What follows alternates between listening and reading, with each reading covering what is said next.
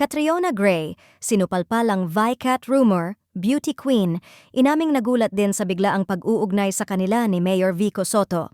Nagkakagulo na naman ang social media matapos mag-trending ang Vicat, ang ship name na ibinigay ng ilang netizens kina Miss Universe 2018 Catriona Gray at Pasig City Mayor Vico Soto. Nagsimula ang chismis nang mapansin ng fans na nag-followan ang dalawa sa Instagram na agad namang binigyan ng kulay ng online community.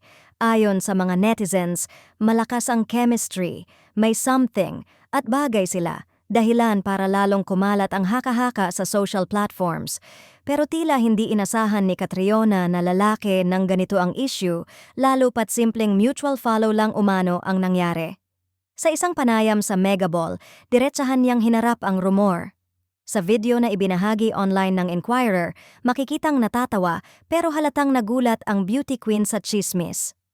Nagulat din ako, hindi ko nga in-expect na may meaning na ganyan. Followan lang, mutuals lang, ani Catriona. Nang tinanong pa tungkol sa ship name na Vicat, natawa na lang si Catriona at nilinaw ang lahat. There's nothing really much more than the mutual follow. Sa kabila ng pag-amin at paglilinaw ni Catriona, hindi pa rin tumitigil ang mga fans sa pag-iingay.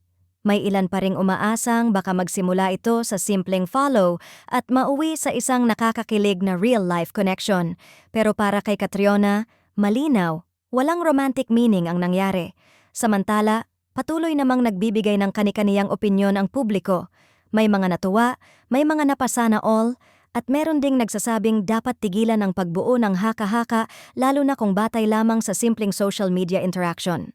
Sa ngayon, parehong tahimik at focused sa kanilang trabaho sina Catriona at Mayor Vico, habang ang netizens ay tila hindi pa rin ready mag-let go sa ideyang baka may something sa hinaharap. Pero ayon sa mismong beauty queen, hindi talaga dapat bigyan ng mali siya ang mutual follow, kaya kung may love angle man dito, for now, tungkol lang sa imahinasyon ng internet.